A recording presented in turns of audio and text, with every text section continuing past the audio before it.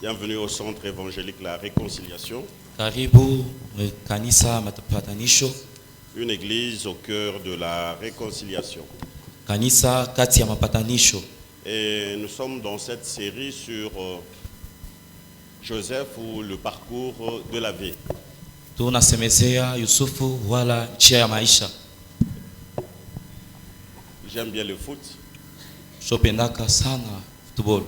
J'aurais bien aimé être un joueur de foot. Nipendaka nikuwe na mimi hata mcheza football. J'aime dribbler. Napendaka kupita bantu. J'aime shooter. Napendaka kushutula. Et c'est pour ça que je commande. Je n'ai pas une équipe favorite. Mishina na équipe le mishopenda comme vous autres, moi j'ai des joueurs favoris. De sorte que lorsque ce joueur va dans tel club, je deviens supporter de ce club. Et quand un autre joueur va dans un club, même si je n'aimais pas ce club, eh bien je deviens supporter de ce club. C'est ainsi que pour le moment, je suis en train de supporter le Paris Saint-Germain. Pourquoi? Parce que il y a de très bons joueurs que je n'aimerais pas vous citer ici. Et si je dois évoquer le Paris Saint-Germain, c'est que lors du match opposant le Paris Saint-Germain au Real de Madrid, un match que j'ai eu du mal à suivre, et c'est un match où nous avons vu mon équipe favorite être disqualifiée. Et on a rapporté les propos de l'entraîneur, qui est Mauricio Pochettino, vous le connaissez. Et il est en train de dire à ses joueurs, après avoir mené au score, comment se fait-il que nous pouvons encaisser 3 buts? Et tous les 3 buts ont été inscrits par un prodige français, qui est Benzema. Et il est en train de dire comment nous pouvons continuer à répéter les mêmes erreurs. Et vous allez comprendre que l'édition passée, le Paris Saint-Germain s'est hissé en finale. Mais pour toutes les autres années, depuis que les Qataris sont venus à la tête de cette équipe, ils ont investi des millions, si ce n'est des milliards, faire venir un joueur comme Neymar, faire venir un joueur comme Lionel Messi, qui le cru, et avoir un prodige comme Mbappé. Vous avez Di Maria, vous avez Draxler, vous avez qui d'autre? Kimpembe, qui d'autre? Qui supporte le Paris Saint-Germain? Pardon? Verratti, Marco, un milieu, il est très fort. Comment ne pas gagner la Ligue des Champions? Avoir de bons gardiens, les 3 que nous avons au Paris Saint-Germain. Il y a eu Buffon qui est passé, maintenant il y a Donnarumma, il y a qui d'autre? Vous qui êtes fort en Paris sportif. Navas, Keylor Navas. Là, c'est Papa Pascal qui marque sa présence. Mais vous allez comprendre qu'au-delà de tout, C'est une répétition. Le Paris Saint-Germain n'est jamais arrivé à gagner ce trophée. Et vous avez comme l'impression que le Paris Saint-Germain ne revient que sur les mêmes erreurs. Aujourd'hui, si on parle de la remontada, parce qu'à un certain moment, ils ont connu ça avec le Barça. Et le Paris Saint-Germain tellement n'a pas compris des leçons qu'ils sont en train de revenir sur les mêmes erreurs. Si je dois parler du Paris Saint-Germain, pourquoi? C'est parce que, bien aimé, si vous remarquez aussi votre propre vie, vous avez comme tendance que vous êtes en train de revenir sur les mêmes erreurs. Nous pouvons mettre du temps à comprendre ce qui cause le plus de tort dans notre perte initiale. Mais si nous ne tirons rien de ce malheur, nous allons continuer à demeurer dans l'échec. À un certain moment, nous devons accepter la réalité selon laquelle les expériences pénibles, celles qui nous font verser beaucoup de larmes, servent à notre instruction ou encore nous permettent de pouvoir accéder à l'école de la vie.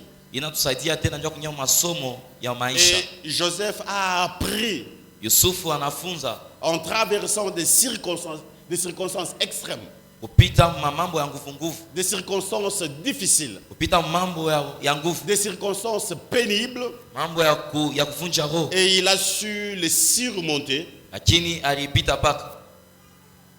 pour pouvoir aller jusqu'au bout de son chemin. Et je souhaite qu'en examinant la vie de Joseph, nous puissions en tirer quelques leçons.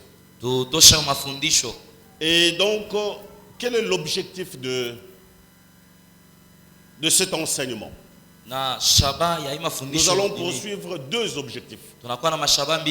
Premièrement, montrer que le plan de Dieu pour nous est parfois difficile. Difficile à comprendre. Mais au final, Dieu change le mal en bien. C'est ça l'objectif premier de cet enseignement. Deuxième enseignement. Enseigner aux chrétiens, enseigner à l'église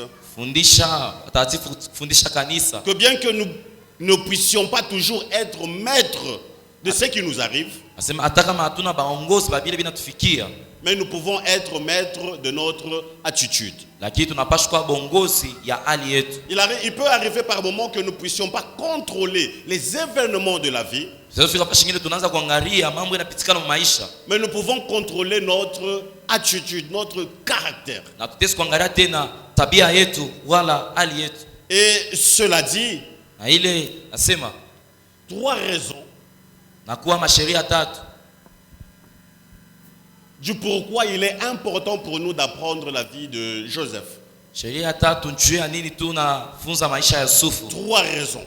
Je veux me permettre ici ce matin de donner trois raisons principales. Premièrement, parce que tous les enfants de Dieu, aussi saints, aussi obéissants qu'ils soient, passeront forcément par un temps qu'on appelle le temps d'épreuve. Et peut-être que c'est ton cas ce matin. Peut-être que tu es en train de passer par ce temps difficile, par ce temps d'épreuve. Je sais que tu es obéissant, mais j'aimerais te dire c'est un chemin qu'il faut suivre jusqu'au bout. Deuxièmement, parce que notre Dieu, la Bible déclare, il est le même hier, aujourd'hui et éternellement. Je voudrais dire ici, le même Dieu qui a marché avec Joseph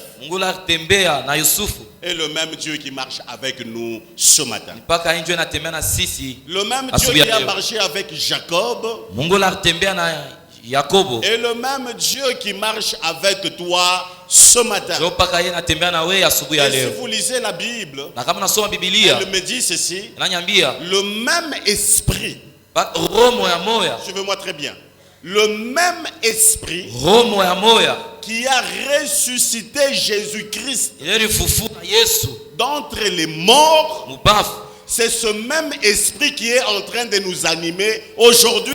Il n'y a pas deux esprits. Il n'y a qu'un seul esprit. Et c'est le même esprit qui a été, le même esprit qui est, et le même esprit qui sera. Donc si l'esprit a ressuscité Jésus-Christ d'entre le mort, tu dois être rassuré que ce même esprit est à l'œuvre de nos jours également, et même dans l'église. Il est donc important pour nous de connaître ce que Dieu veut nous enseigner au travers de ces épreuves. Et troisièmement, enfin, Dieu veut nous enseigner à grandir spirituellement. Dieu veut que nous croissions. Dieu veut que nous acquérions de la maturité. Et je crois vous avoir dit le dimanche passé, c'est que la différence entre Saül et David se situait à ce niveau. Saül est devenu roi par la volonté du peuple, mais David il est devenu par la volonté de Dieu. Saül est devenu roi précipitamment, alors que David a eu le temps de passer à l'école de Dieu pour acquérir de la maturité. Certainement vous êtes en train de vous dire nous n'avons pas lu. Nous allons lire la parole de Dieu. Nous allons tenir debout. Nous sommes dans Genèse chapitre 37. Nous allons lire du verset 5 au verset 9. La Bible déclare, alors que vous êtes en train de lire au tableau ou encore à l'écran, la Bible déclare: Joseph eut un songe et il les racontait à ses frères qui les haïrent encore davantage. Il leur dit: écoutez donc ce songe que j'ai eu. Nous étions alliés des gerbes au milieu des champs, et voici ma gerbe s'éleva et s'étend debout, et vos gerbes l'entourèrent et se prosternèrent devant elle. Ses frères lui dirent: est-ce que tu régneras sur nous? Est-ce que tu nous gouverneras? Et il les haïrent encore davantage à cause de ses songes et à cause de ses paroles. Il eut encore un autre songe, il les raconta à ses frères, il dit: j'ai eu encore un songe. Et voici le soleil, la lune et les 11 étoiles se prosternaient devant moi. Parole du Seigneur. Amen. Nous allons reprendre nos places. À la lumière de ce passage, nous retenons trois choses. Trois choses que Moïse est en train de nous rapporter sur la vie de Joseph. La première des choses que vous devez retenir ce matin, bien-aimé, c'est que Dieu a un plan pour vous. J'aimerais que tu dises à celui qui est à tes côtés: Dieu a un plan merveilleux pour toi. Dieu a un plan parfait pour ta vie. Dieu a toujours un plan.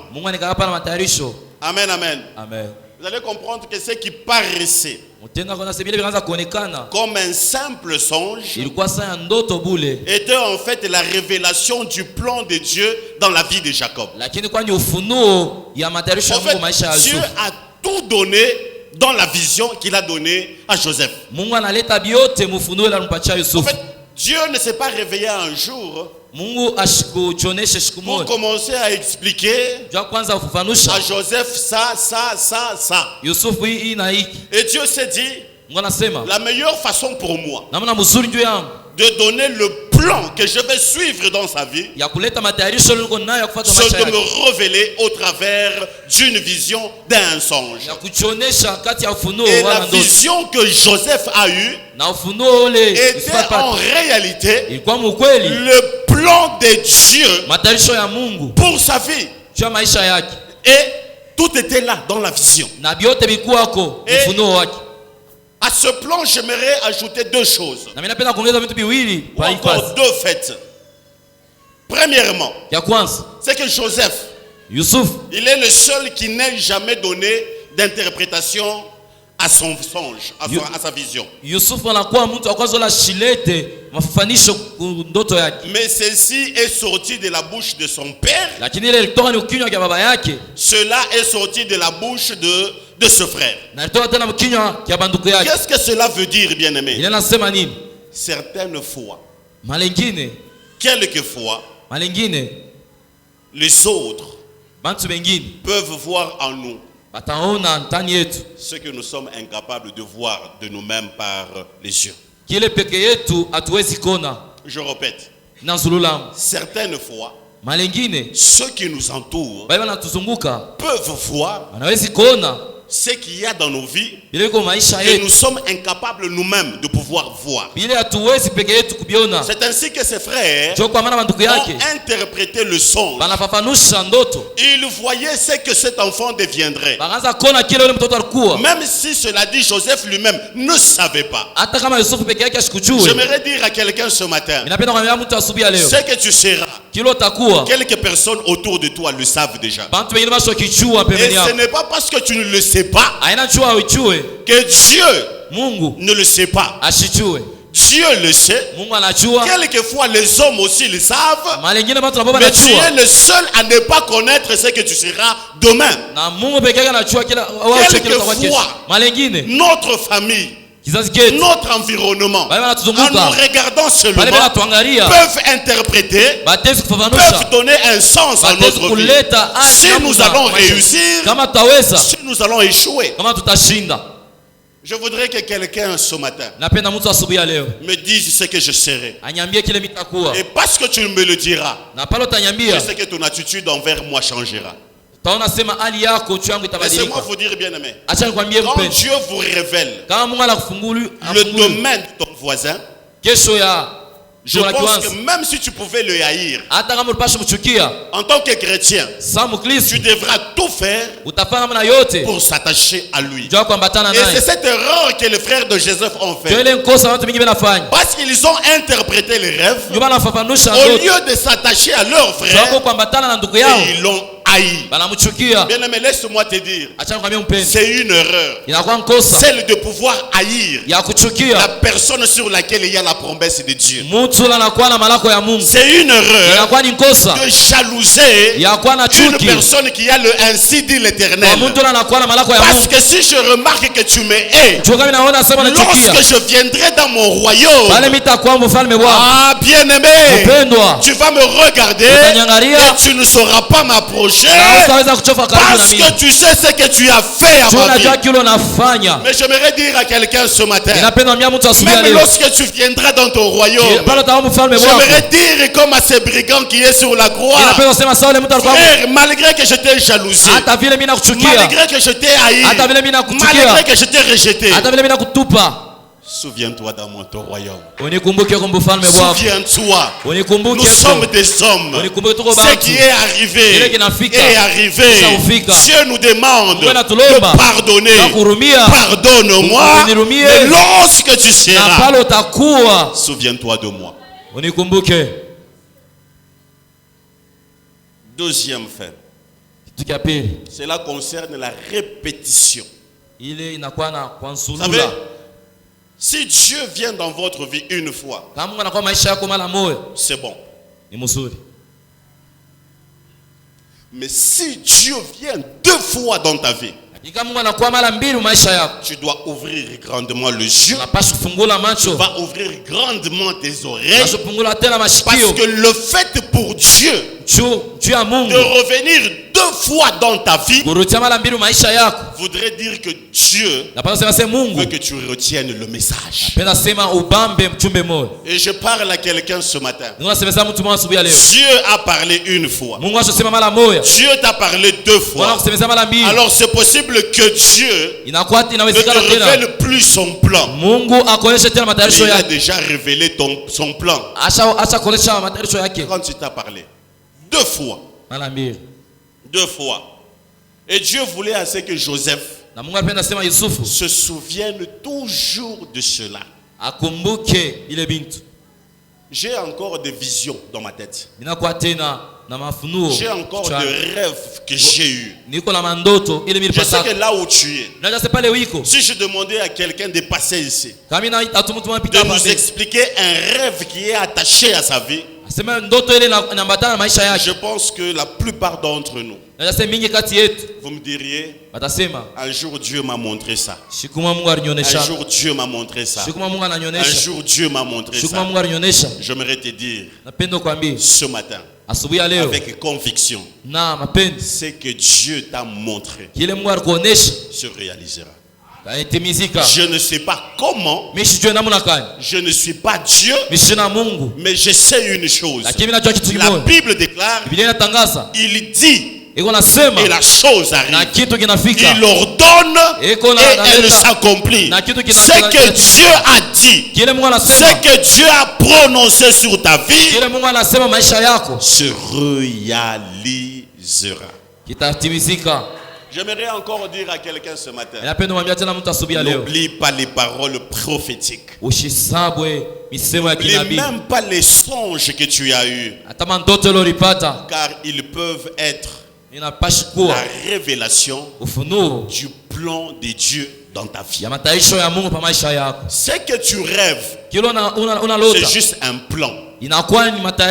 Amen, amen. C'est juste un plan. Quand quelqu'un veut construire, je dis, je veux avoir une telle ou telle autre maison. C'est un plan. Et vous savez, l'homme peut dessiner son plan. Il peut dire, ici c'est la véranda. Ici ça sera le bureau. Ici ça sera ma chambre. La chambre principale. Ici ça sera le salon. Par exemple, là ça sera la chambre des filles. Là ça sera la chambre des garçons. Là, ça sera la chambre des visiteurs. Ici sera la cuisine. Ici sera l'office. Et ici sera peut-être le magasin. Et ici sera peut-être la buanderie ainsi que un tout. Ça, c'est le plan de la maison. Mais Dieu ne le fait pas comme ça. Lorsque Dieu veut te donner un plan, il vient, il incruste, il dépose le rêve en toi. Il dépose la vision en toi. De telle sorte que lorsque tu vas te réveiller, tu puisses retenir que Dieu vient de placer une puce. Et dans cette puce, il y a le plan de Dieu. Et je parie qu'ici, au milieu de nous, il n'y a personne qui peut me dire qu'il n'y a pas un plan de Dieu dans sa vie. Tous ici, au milieu, nous avons un plan de Dieu que Dieu a déjà mis au fond de nous. Amen. Est-ce que tu peux acclamer le Seigneur? Là, c'est la première chose. Un plan. Un plan. Et c'est ce que Dieu a fait. Il a mis seulement un plan dans la vie de Joseph, dans la tête. Et tout le temps, Joseph, j'ai vu des gerbes. Non, ce ne sont pas seulement les gerbes que tu as vues.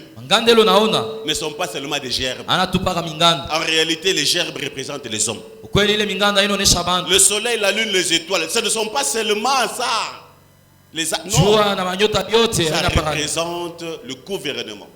Ça représente la famille. Ça représente le règne. Le fait que cela se courbe, Dieu voulait dire, tu seras. J'aimerais dire à quelqu'un ce matin, c'est que Dieu a dit que tu seras. Tu le deviendras. tu le deviendras. Tu le deviendras. Est-ce qu'un sorcier peut arrêter les plans de Dieu? Non. Un sorcier, même le diable, même si c'est une légende, personne ne peut arrêter le plan de Dieu sur ta vie. Ils peuvent s'élever. La Bible déclare qu'ils vous feront la guerre, mais ils ne vous vaincront pas. Ils viendront par un seul chemin, mais ils s'enfuiront par... Et ça c'est Dieu. Et ça c'est Dieu. La Bible déclare qu'il y a la folie d'obscurcir mes desseins. Qui peut s'opposer à ce que moi Dieu je décide de faire? Ce que Dieu a dit, ça arrivera. Deuxième chose,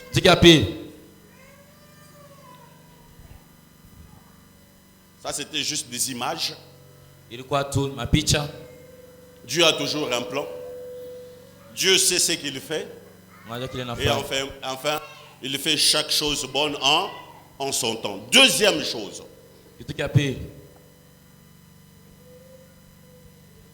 tu devras vivre avec l'adversité.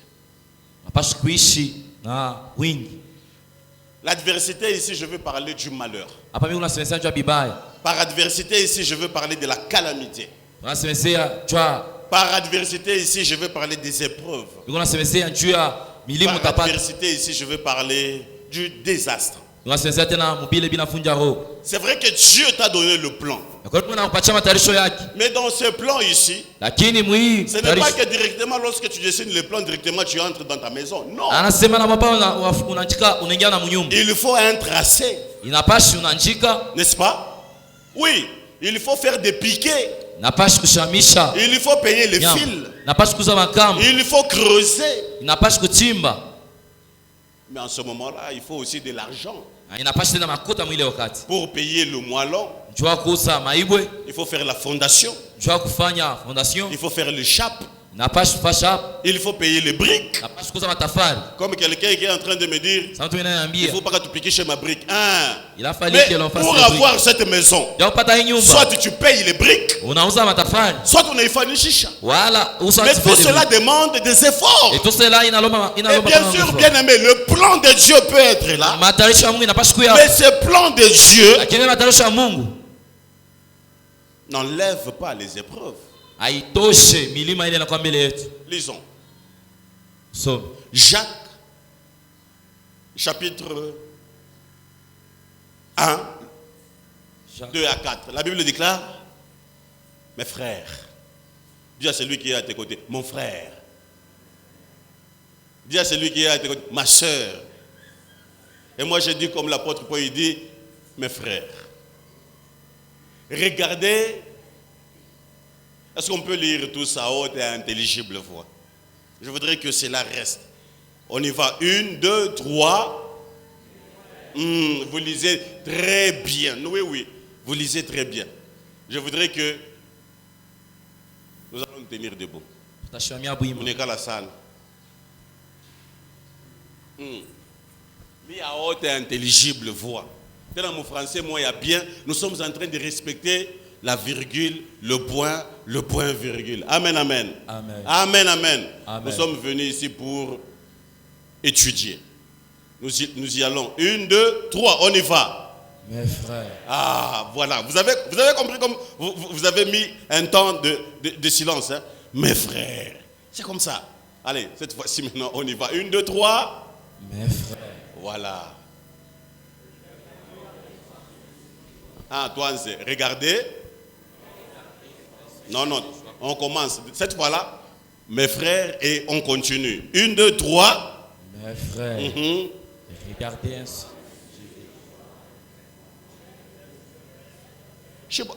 Ou bien on ne lit pas le même texte. Comment se fait-il que c'est le même texte, non? Comment Parce que les autres restent. Amen. Mes frères, regardez comment un sujet de joie complète de diverses épreuves auxquelles vous pouvez être exposés. sachant que l'épreuve de votre foi produit la patience.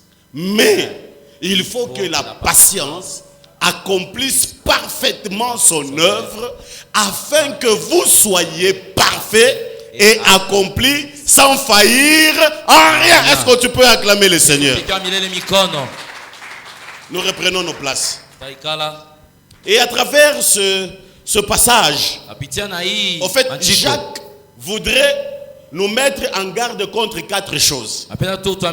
Il dit, mes frères, voyez comme un sujet, mais si vous continuez la lecture, vous allez comprendre que Jacques nous met en garde contre 4 choses. La première des choses, Jacques voudrait seulement nous dire ceci: qu'il n'y a pas de raccourci que nous pouvons prendre pour grandir spirituellement. Je répète, il n'y a pas de raccourci que nous pouvons prendre pour grandir spirituellement. Et le moyen que Dieu utilise pour grandir spirituellement, ce sont les épreuves. Tu veux refuser les épreuves, frère, tu n'es pas candidat au couronnement.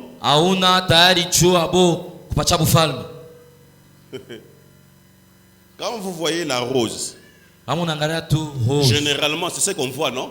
Mais on oublie que derrière la rose, il y a quoi? Hein? Mais il n'y a pas de rose sans épines. À vaincre sans péril, on triomphe sans gloire. Il n'y a pas de raccourci que nous pouvons prendre si nous voulons grandir spirituellement. Et nous devons passer par les épreuves. Et c'est ça que Jacques est en train de nous dire. Nous devons vivre l'adversité. Deuxième chose, Jacques veut enlever cette fausse conception. Une fausse conception qu'ont certains chrétiens ou encore certaines chrétiennes, que parce qu'ils sont devenus chrétiens, ils auront la vie facile. Qui vous a dit ça? C'est quel évangile? Évangile de qui? Évangile de qui? Chapitre combien? Verset combien?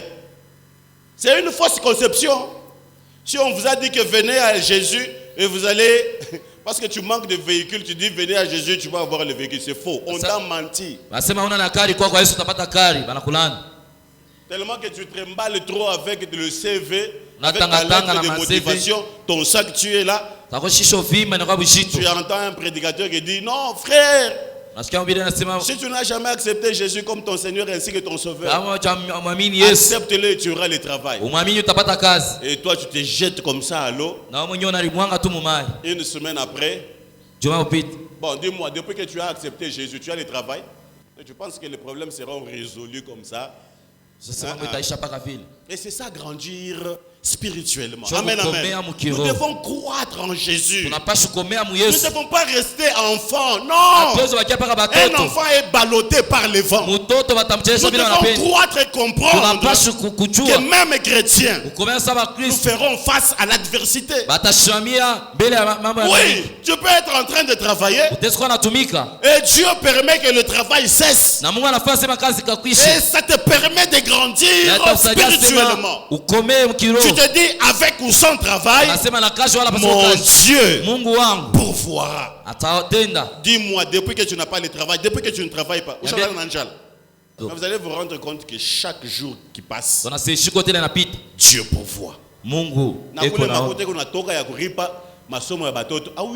Même ce que tu payes pour les élèves, Dieu tu ne sais pas.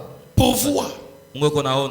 Amen, amen. Amen. Troisième chose que Jacques nous met en garde. Il veut détruire cette fausse idée qu'ont certains de penser qu'ils vont souffrir moins. Non. Tu veux me dire que ceux qui sont passés par la Covid, qui sont décédés, parmi eux, il n'y avait pas de chrétiens? Oh, nous sommes chrétiens, nous ne subirons pas de preuves. Que le plan de Dieu va se réaliser. Qui t'a dit ça? Oh, parce que nous sommes en Jésus, nous aurons une vie confortable, frère. Ainsi, il s'agit de passer nuit sur la natte. Tu peux utiliser même les bidons. Tout ça fait partie du plan de Dieu. Par un moment, tu peux venir ici. Tu manques même. Ça arrive, ça peut arriver, bien-aimé. Je voudrais seulement vous dire, la Bible déclare tout arrive à tous. Et c'est le seul chemin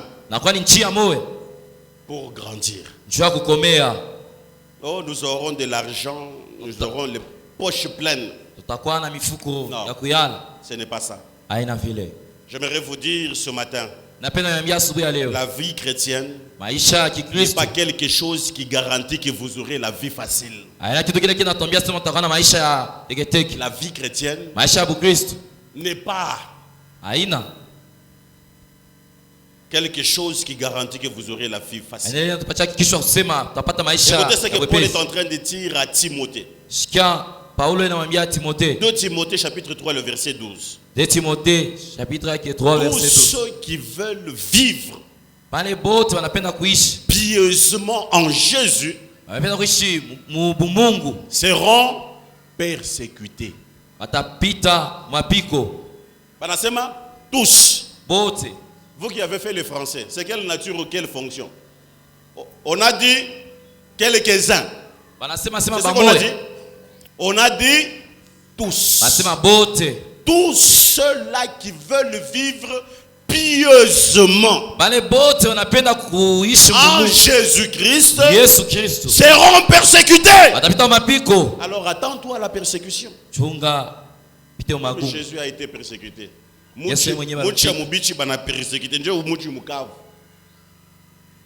Et quatrième chose enfin, Jacques veut nous rappeler que c'est à travers les épreuves que Dieu éprouve la sincérité de l'amour du chrétien.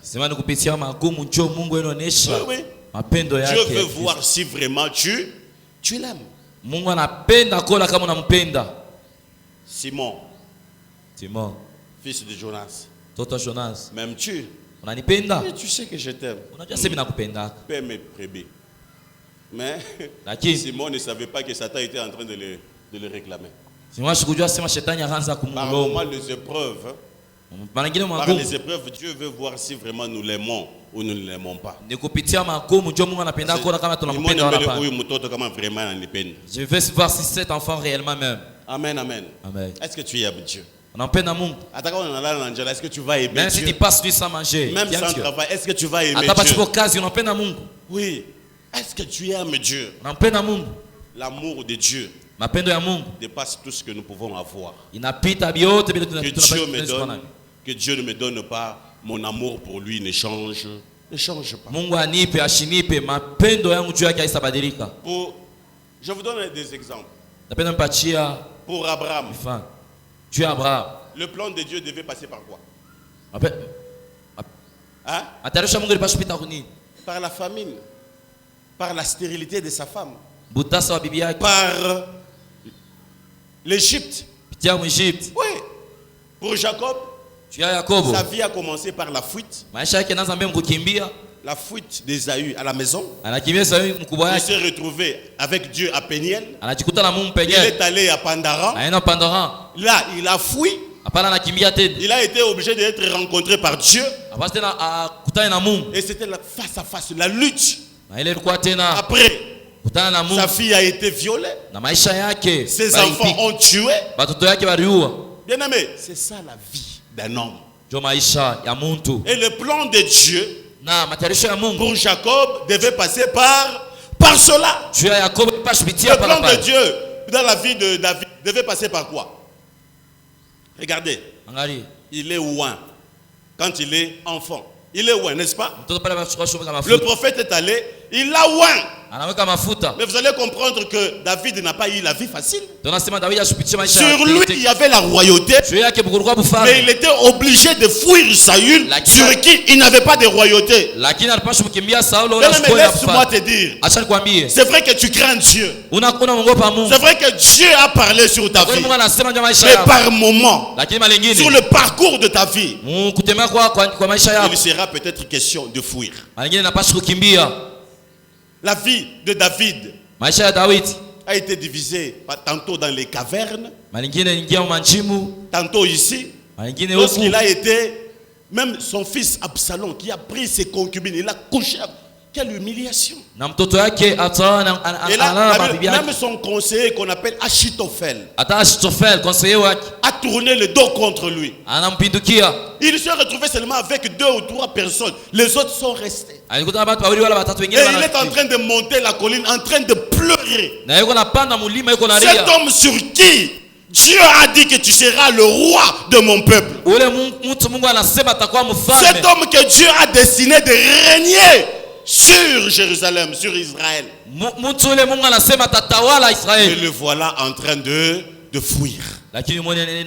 Cet homme sur qui on a dit à Saül c'est 1000, à David c'est 10 000. Regardez, il est en train de fuir. Vous savez, par moment tu peux voir la vie de quelqu'un. Il est tellement en train de souffrir.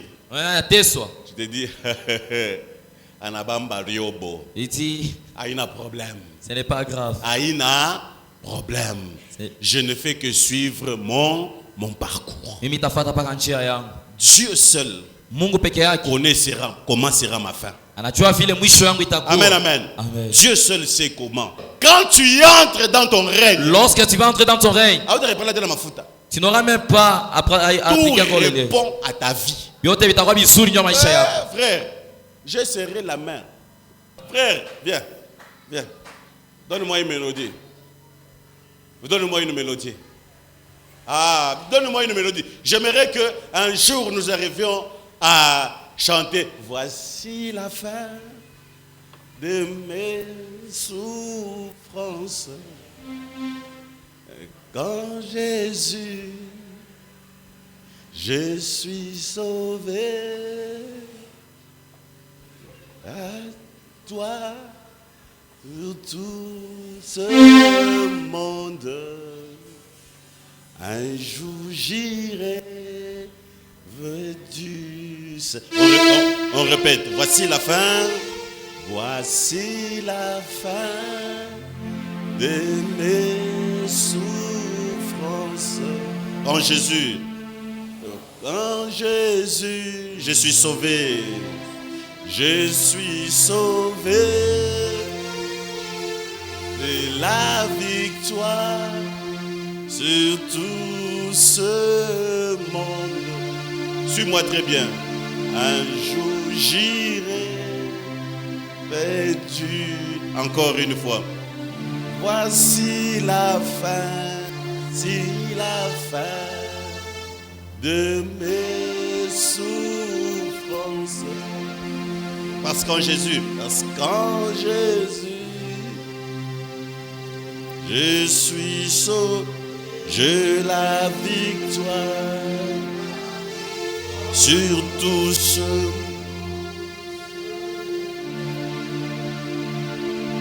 Un jour j'irai. Écoute maintenant. J'irai là-haut parmi les anges.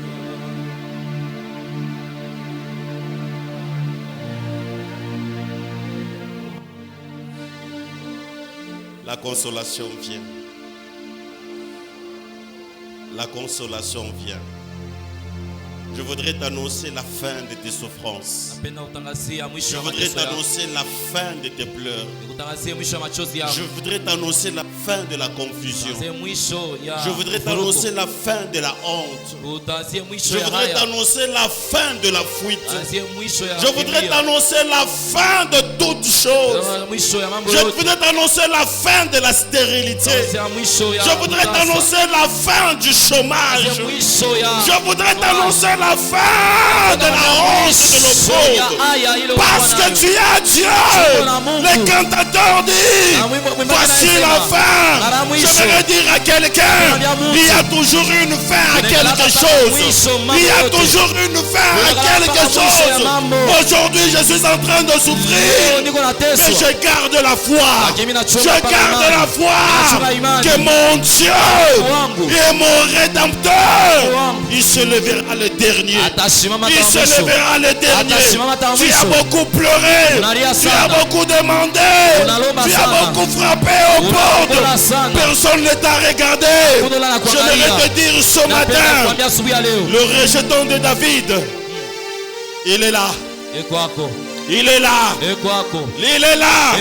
Et il te dit ce matin, ne pleure pas. Ne pleure pas. Ne pleure pas. Essuie tes larmes. Essuie tes larmes. Non, non, non, non, je reviens. Tu ne vas pas essuyer tes propres larmes. Tu ne vas pas les essuyer. Mais Jésus va les essuyer pour toi. Il va les essuyer pour toi. C'est pourquoi les cantateurs disent, voici la fin de mes souffrances. Ah, je voudrais que tu déclares la fin de tes souffrances. Je voudrais que tu déclares la fin de la confusion. Je voudrais que tu déclares la fin de l'humiliation. Joseph a été humilié par ses frères. Il a été rejeté par ses frères. Il a été haï par ses frères. Et pourtant il n'a rien fait. J'aimerais te dire, le parcours de ta vie passe quelquefois par les épreuves. Mais la Bible déclare, le malheur atteint souvent les justes, mais l'Éternel l'en délivre toujours. L'Éternel l'en délivre toujours. L'Éternel l'en délivre toujours. Le malheur peut me frapper. La famine peut me frapper. La confusion peut me frapper. Mais je sais une chose, qu'il va se souvenir de moi. Il est en train de dire, Jacob, pourquoi dis-tu? Pourquoi dis-tu que mes destinées sont cachées devant les dieux? Pourquoi ce langage? Et la Bible est en train de me dire, pourquoi ce langage parmi les peuples? Pourquoi le peuple est en train de dire, où sont les visions que nous avons eues? Pourquoi ces paroles? Pourquoi ces paroles? Pourquoi ces murmures parmi le peuple? Et les visions sont devenues vaines.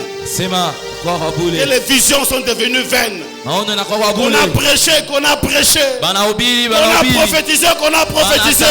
Qu'on a déclaré telle année, telle autre année. Dieu entend. Dieu entend. Dieu entend. C'est comme ça que Dieu, à un certain moment, il se lève. Il dit, dis à mon peuple. Dis à mon peuple. Je me tiens ici comme un prophète de Dieu. Je me tiens ce matin comme un prophète de Dieu. Et Dieu me dit de dire à l'église, il n'y aura plus de délai. Il n'y aura plus de délai. Il n'y aura plus de délai dans l'accomplissement de sa parole. La parole qu'il dira, elle s'accomplira. Elle s'accomplira. Elle s'accomplira. Ainsi parle l'Éternel. Est-ce que tu peux acclamer le Seigneur?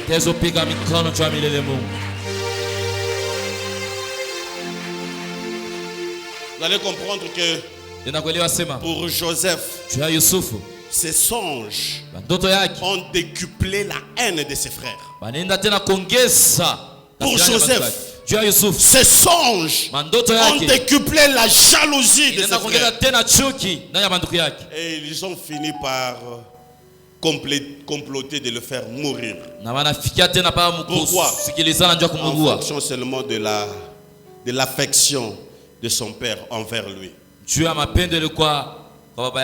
fonction de ses rêves. Et en fonction de la tunique multicolore que son père lui avait donnée. Et vous allez comprendre que les songes de Joseph n'étaient pas le fruit de son imagination. Les songes et le rêve venaient de Dieu. J'aimerais dire à quelqu'un, ce que Dieu a mis en toi attirera certainement la colère de celles et ceux qui sont autour de toi. Tu n'as pas compris. Ce que Dieu a mis en toi attirera la haine, attirera la confusion, attirera la jalousie de celles et ceux qui sont autour de toi. Pourquoi? Parce que nous avons été créés pour briller. Nous avons été créés pour briller. Moi, je suis un soleil. Si toi tu es une étoile, moi je suis aussi un soleil. Je suis appelé à briller. Quand j'arrive quelque part, les gens commencent à dire, ce type ici, on ne le voit pas bien. C'est Dieu. C'est Dieu. C'est Dieu qui est en train de faire ces choses. De la même manière que les frères de Joseph n'ont pas pu faire de tout ce qu'ils ont pu faire. Ils n'ont fait qu'exécuter les plans de Dieu dans la vie de Joseph. J'aimerais dire à quelqu'un, par moment, ce que tu es en train de vivre dans ta famille, par moment, ton ennemi est en train de te pousser à l'accomplissement de la promesse de Dieu. Il y a de certaines autres personnes, il faut les pousser. Il y a quelqu'un qui est en train de kusukuma, il y a un problème. Il y a quelqu'un qui est en train de pousser, c'est pas grave. Le seul à te pousser. Parce que la Bible déclare, tout concourt au bien de ceux qui aiment Dieu. Tout, banasema quelque, banasema tout concourt. Ça veut dire Mswahili. Biote. Tout. Bikwam. Tu as compris? Biote. Tout. Bikwam. Troisième chose enfin.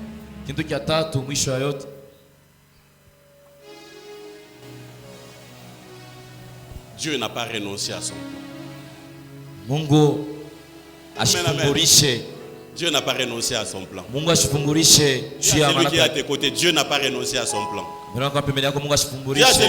Dieu n'a pas renoncé à son plan.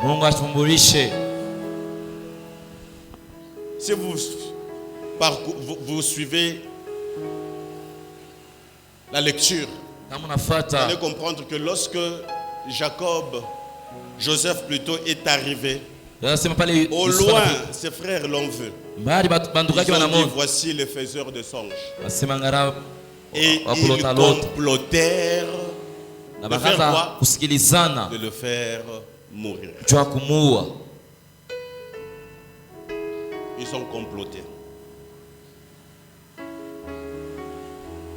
J'aimerais vous poser une question.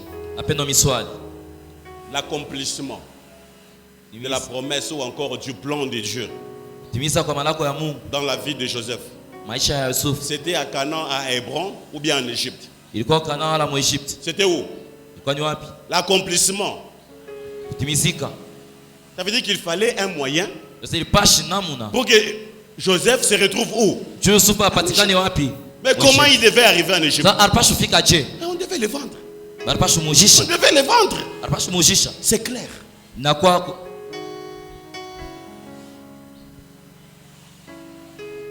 On devait faire quoi? Le vendre.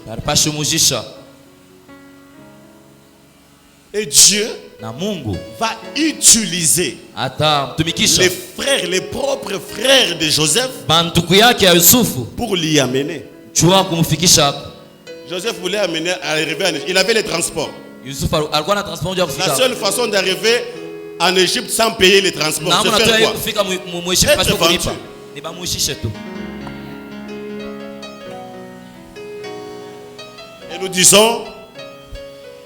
Et nous disons là,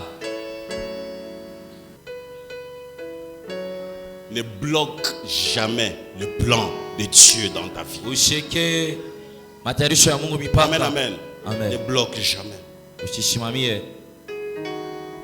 Dis avec moi Sichem. Sichem. Parle plus fort. Sichem.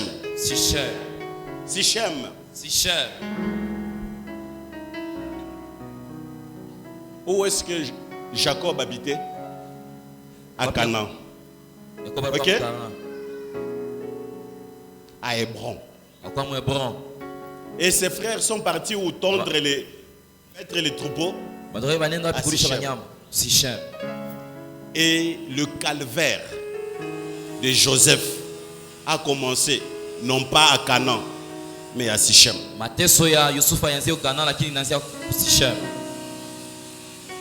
Qu'est-ce que je voudrais dire ici? Il peut arriver par moment que nous connaissions tous un Sichem. Sichem, c'est un endroit où nous pensons pouvoir trouver de l'amour. Sichem, c'est l'endroit où nous pensons trouver du réconfort. Sichem, c'est l'endroit où nous pensons trouver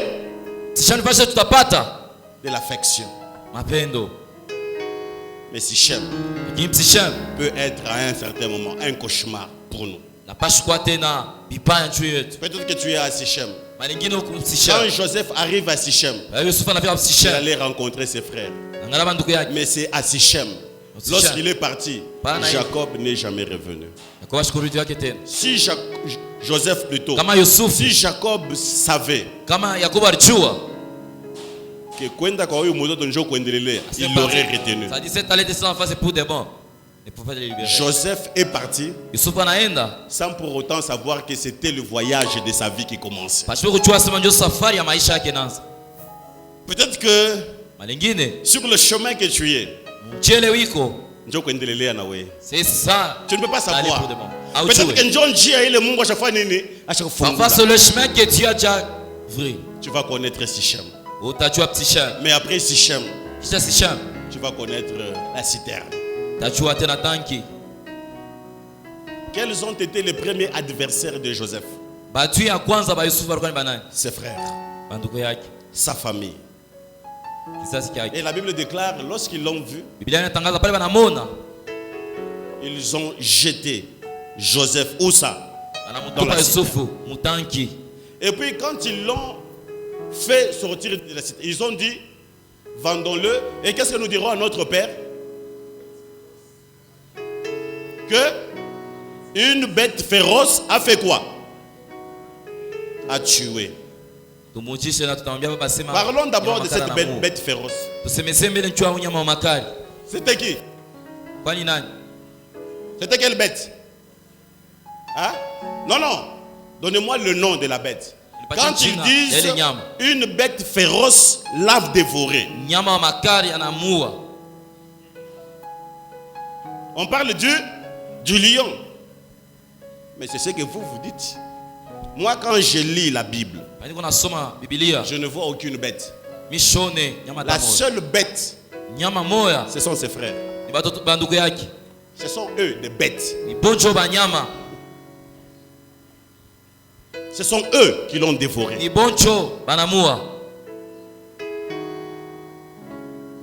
n'y avait pas deux bêtes, mais il y en avait plusieurs. Chacun l'a déchiré comme il voulait. Chacun a tiré de son côté. C'est vrai que la bête physique, elle n'était pas là. Elle aurait laissé le sang. Mais quand ils ont vendu leurs frères, ils ont tué leurs frères, mais sans le sang. C'était eux les bêtes féroces.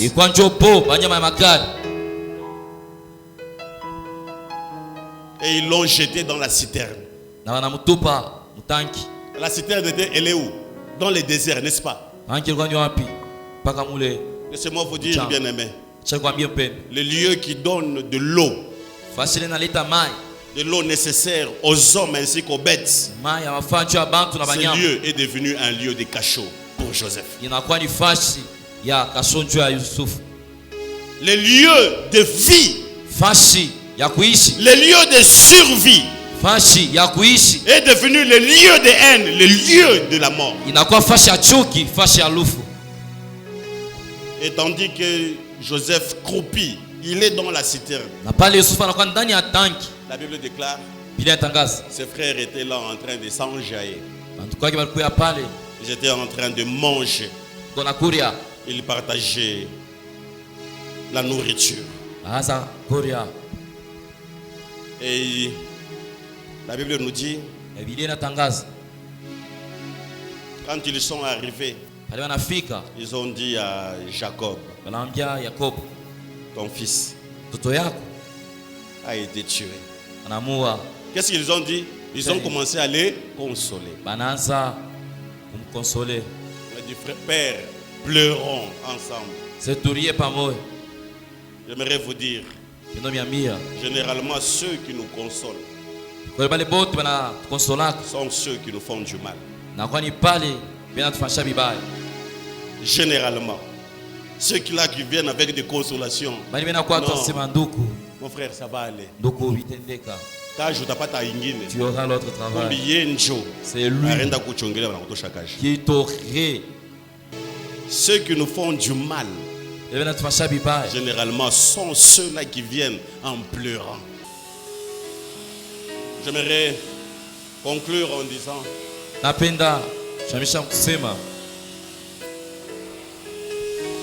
le plan de Dieu, quel qu'il soit, sera toujours parfait.